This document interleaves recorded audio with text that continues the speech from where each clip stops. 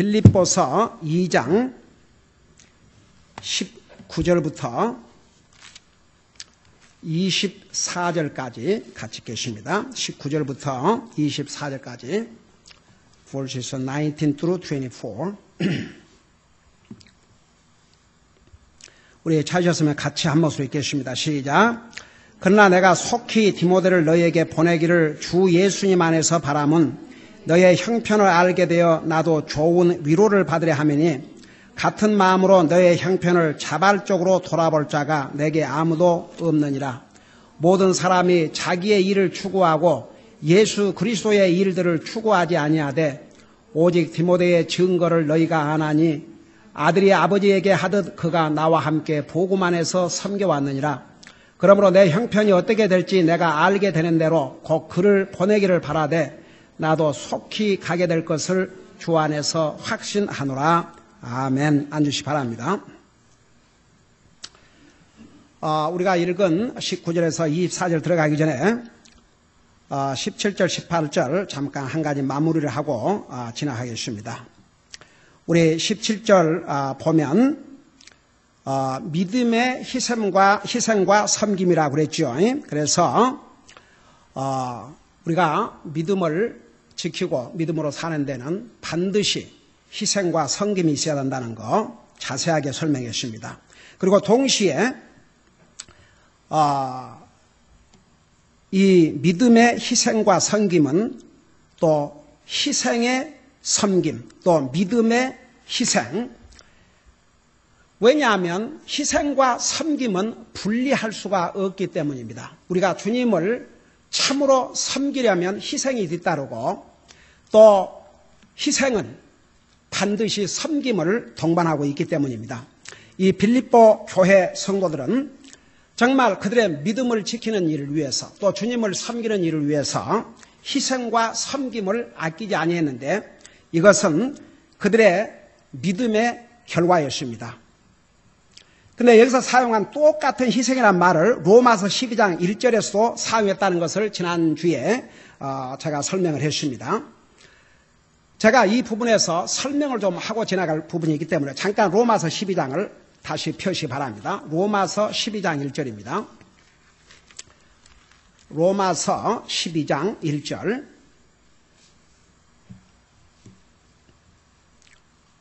로마서 12장 1절을 펴시 바랍니다.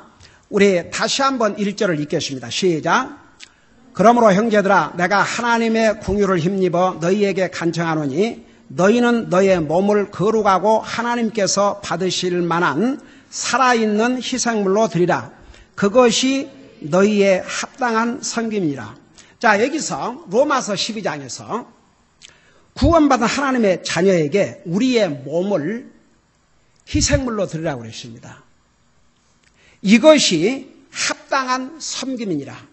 그러니까 이것은 구원받은 하나님의 자녀들이 자기의 몸을 들여서 주님을 섬기는 것은 지나치다고 할 수 없고 아주 reasonable service. 그러니까 구원받은 하나님의 자녀들은 우리의 몸을 주님 섬기는 도구로 사용을 해야 됩니다. 굉장히 중요합니다. 우리 주님께서 나와 여러분을 구원하시기 위해서 사람의 몸으로 이 땅에서 자기 목숨을 주셨습니다. 자기 몸을 주셨습니다. 그래서 내 몸을 산 제사로 드리라는데 여러분 구약 시대 때는 하나님 앞에 희생의 제물을 드리려면 짐승을 죽여서 드렸지만 지금은 그럴 필요가 없습니다. 우리 예수님께서 나와 여러분의 구원을 위해서 우리를 위해서 속죄의 제물로 자신을 드리신 다음에는 다시는 짐승을 죽여서 피 흘리는 제사를 드리는 것이 아닙니다. 그 대신 구원받은 하나님의 자녀들은 우리의 몸을 드리라고 했습니다. 그래서 여기에 뭐라 했습니까? 하나님께서, 그러니까 너희는 너희 몸을 거룩하고 하나님께서 받으실 만한 살아있는 희생물 드리라. 우리를 죽일 필요가 없습니다. 이 살아있는 몸을 주님을 섬기는 일을 위해서 사용을 해야 한다 그 말입니다. 이것이 합당한 섬김이라고 그랬습니다. 자, 그런데 보세요. 제가 그 부분을 지난 수요일 날 설명을 다 못한 것 같아요. 구약 시대 때는 희생의 제물도 보통 사람이 드리지를 못했습니다. 제사장만이 하나님 앞에 희생의 제물을 드렸습니다. 그러니까 어떤 사람이 죄를 범하면 짐승을 가지고 와서 제사장에게 드리면 제사장이 그 짐승을 죽여서 피를 흘려서 잘못한 그 사람을 대신해서 짐승이 죽임을 당했습니다. 그리고 그 짐승이 이 사람이 지은 죄 때문에 희생의 제물로 드려졌습니다. 그것조차도 죄인인 사람은 감히 하나님 앞에 희생의 제물을 드릴 수가 없었습니다. 제사장을 통해서만 드릴 수 있었습니다. 그러나 지금은 달라요.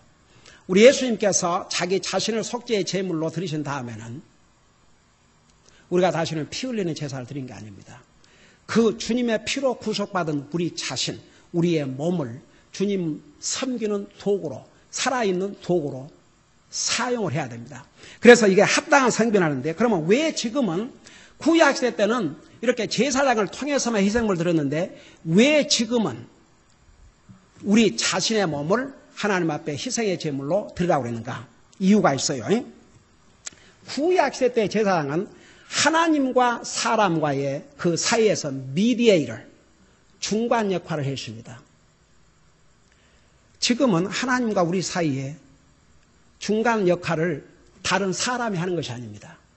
여러분, 우리 예수님께서 십자가에 돌아가실 때에 그 하나님의 성소에 그 홀리 오브 홀리스 거기를 들어가는데 그 커튼이 쳐져 있었습니다. 그 커튼이 위에서부터 아래로 찢어졌습니다. 여러분, 그 의미가 무엇인가? 나 옛날에 자세하게 설명한 것 같아요. 그 커튼 안에는 제사장 밖에는 들어갈 수가 없었습니다. 대제사장 1년에 2번 들어갔습니다. 자기 죄를 위해서, 백성의 죄를 위해서. 우리 예수님께서 십자가에 돌아가시면서 그 성소의 커튼이 위에서부터 아래까지 찢어져 버렸습니다. 그게 무엇을 의미한 것인지 제가 옛날에 설명했지만 여러분 그 아는 사람, 거기 무엇을 의미했다고 그랬습니까?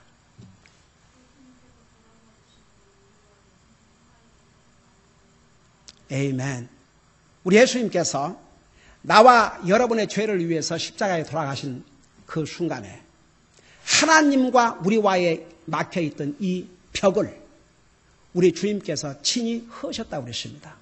그래서 지금은 직접 하나님과 우리 사이에는 어떤 사람도 필요 없습니다. 성경에 분명히 하나님과 우리 사이에는 예수님밖에 없다고 그랬습니다. 여러분 잠깐 디모데전서 2장 5절을 보시기 바랍니다. 중요한 교리올시다. 그래서 지금은 제사장이 필요 없습니다. 여러분 목사는 제사장이 아닙니다. 여러분 그거 분명히 아셔야 됩니다. 우리 디모데전서 2장 5절입니다.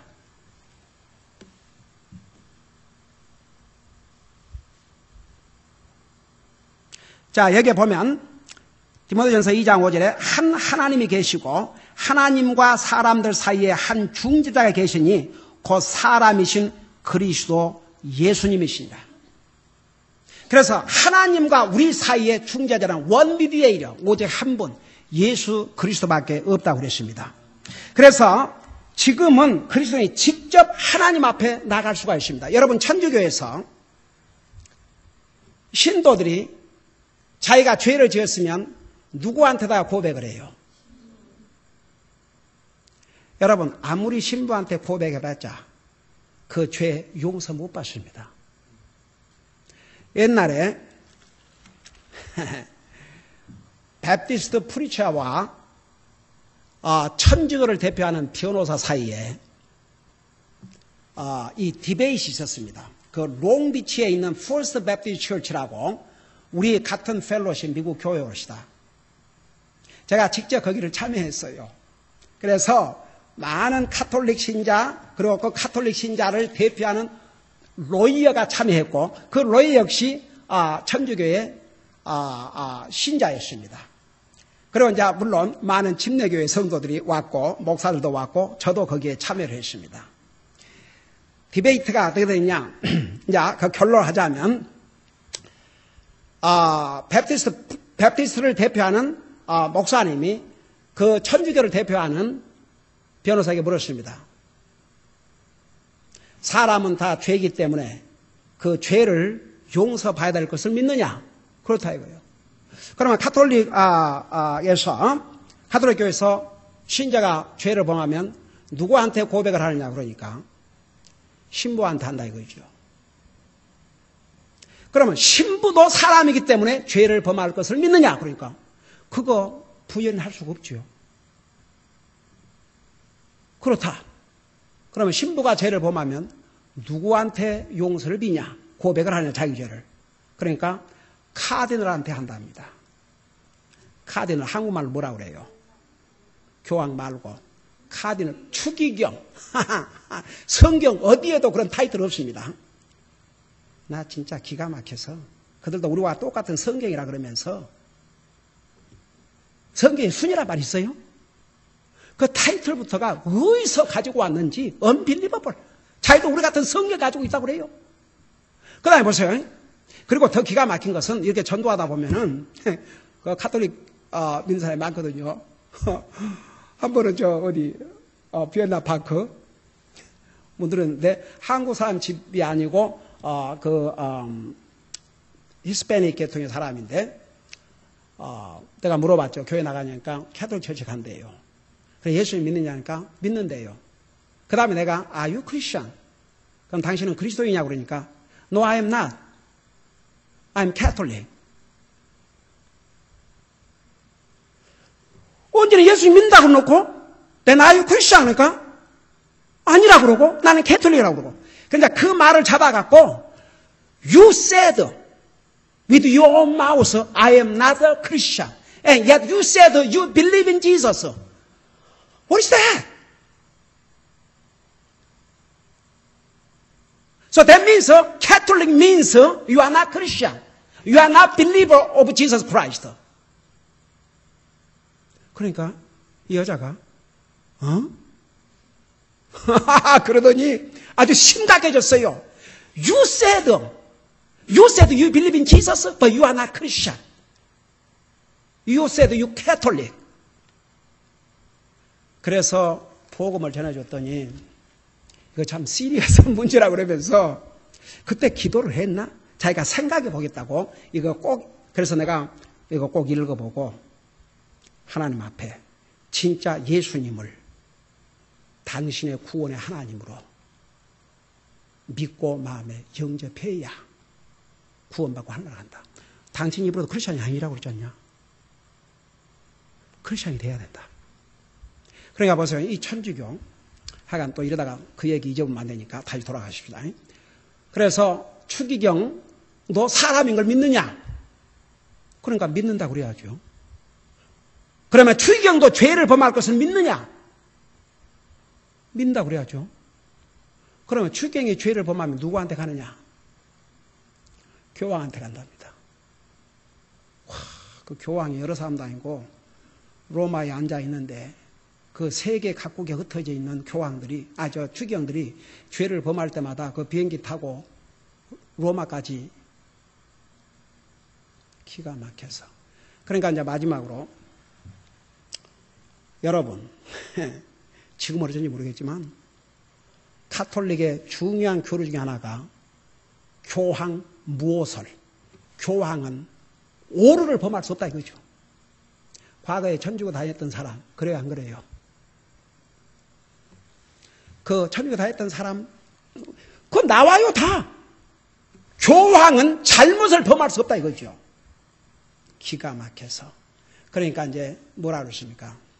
그 침례교 목사님이 그 변호사에게 교황도 사람인 것을 믿느냐? 믿느냐? 교황도 죄를 범한 것을 믿느냐? 그러니까 아니라 할 수 없지 않습니까?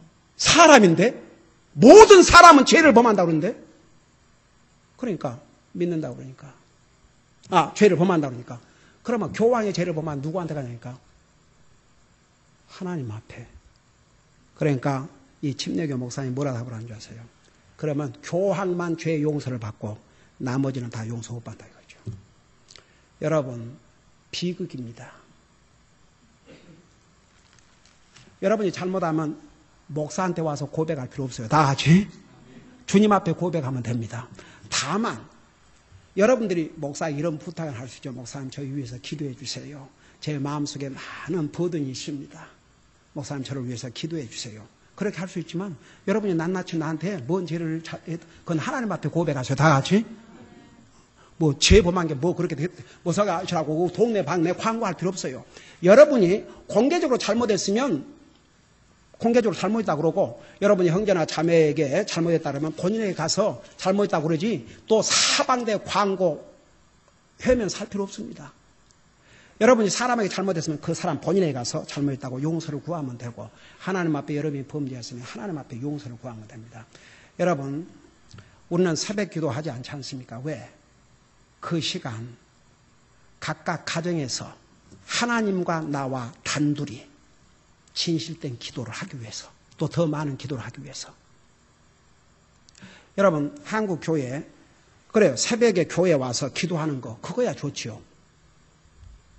그런데 그 시간이 정말 하나님 앞에 정말 기도하는 시간인지 어느 여자가 그 새벽 기도에 와가지고 아글아글 쓰면서 억울합니다. 억울합니다. 아무개 집사가 어떻게 나한테 이럴 수가 있습니까? 그러니까 주변 사람들이 다 듣고 기도가 되겠습니까? 여러분 기도는 하나님 앞에 하는 것입니다. 다 같이. 기도는 잘하고 못하고 그런 것도 없고 하나님 앞에 진실되게. 만일 하나님 앞에 기도하는 그 사실 순서고 그런 것도 없어요. 근데 이제 우리 주님이 가르쳐 주신 기도의 그 모범을 보면 그걸 외우라는 게 아니고 하나님께서 기도의 원리를 가르쳐 주신 것입니다. 우리가 기도하는 대상 하나님 아버지.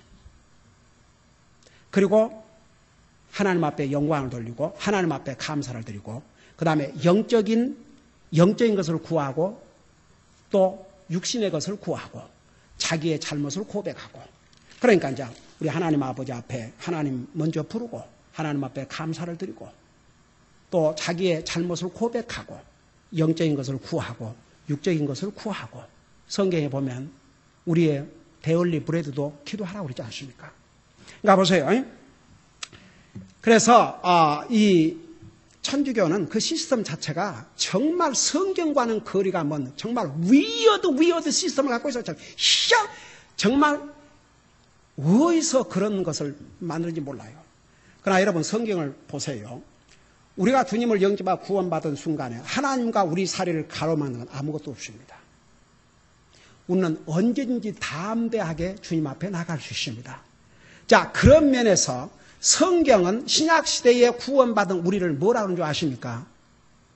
거룩한 제사장이라고 그랬습니다. 여러분 잠깐 베드로전서 2장 5절 9절을 보시기 바랍니다. 베드로전서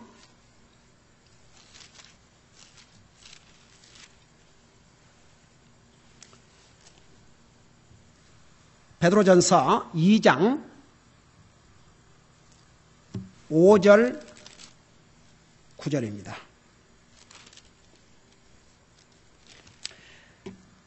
자, 5절 보면 찾았습니까? 예, 거기 보면 너희도 살아있는 돌들로서 영적 집으로 건축되고 예수 그리스도를 통해 하나님께서 받으실 영적 희생물을 드리는 뭐라고 했어요? 거룩한 제사장이 되었도다. 여러분, 나와 여러분은 예수 그리스도를 통해서 하나님께서 받으실 영적 희생물을 드리는 거룩한 제사장이 되었다고 그랬습니다. 자, 여기를 홀드하고 다시 로마서 12장을 가보세요. 로마서 12장과 베드로전서 2장 5절을 보시기 바랍니다. 여기에 보면 로마서 12장 1절에 그 중간에 너희는 너의 몸을 거룩하고 하나님께서 받으실 만한 살아있는 희생물로 드리라. 내 몸을 희생물로 드리라. 그것이 너희 합당한 성경이라고 했어요. 그리고 다시 베드로전서 2장 5절에서 예수 그리스도를 통해 하나님이 받으실 영적 희생물, 바로 우리의 몸을 하나님 앞에 드리는 것이 영적인 희생물입니다. 자, 이해가 되신 분?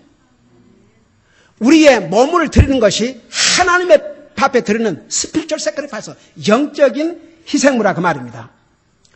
그래서 영적인 희생물을 드리는 거룩한 제사장이 되었도다. 그러니까 구약 시대 때는 제사장만이 하나님 앞에 희생물을 드릴 수 있었습니다. 지금은 모든 구원받은 하나님의 자녀들이 예수 그리스도를 통해서 하나님께서 받으실 영적 희생물을 드리는 거룩한 제사장이 된 것입니다. 그러니까 보세요. 나와 여러분은 구원받은 하나님의 자녀라면 우리는 담대하게 아버지 앞에 나갈 수가 있습니다. 자, 우리 9절을 보세요. 그러나 너희는 선정된 세대요 왕가의 제사장이요 거룩한 민족이요 특별한 백성이니 이것은 너희를 어둠에서 불러내어 자신의 놀라운 빛으로 들어가게 하신 분께 대한 찬양을 너희가 전하게 하려 하심이라. 여러분, 우리를 가리켜서 선정된 세대요 왕가의 제사장이요 이런 엄청난 신분을 예수 그리스도 때문에 우리가 갖게 되십니다. 여러분, 잠깐 에베소서를 펴보시기 바랍니다. 에베소서. 우리 그동안 빌립보서 공부하기 전에 에베소서를 공부했죠.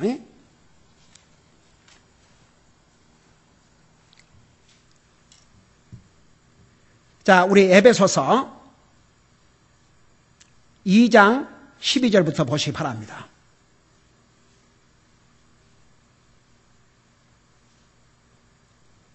자, 에베소 교회 성도들, 우리는 이방인들로서 구원받은 하나님의 백성들입니다. 우리는 유대인으로서 구원받은 하나님의 백성들이 아니고 이방인들로서 구원받은 하나님의 백성들입니다. 자, 12절에 뭐라는 거 아니? 이렇게 얘기했습니다. 그때는 우리가 구원받기 전입니다.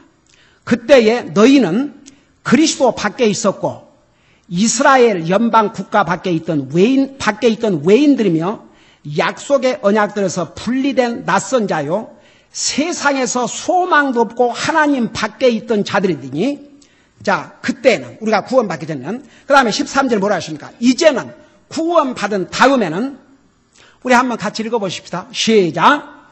이제는 한때 멀리 떨어져 있던 너희가 그리스도 예수님 안에서 그리스도의 피로 가까워졌느니라. 여러분, 우리가 구원받기 전에는 하나님과 아무런 관계가 없었습니다. 아무런 소망이 없었습니다. 여기 12절 마지막 절은 하나님 밖에 있었다고 그랬습니다. 그러나 그리스도를 통해서 그리스도의 피로 하나님과 가까워졌다고 그랬습니다. 그리고 나서 14절 뭐라 하십니까? 그분은 우리의 화평이시니라.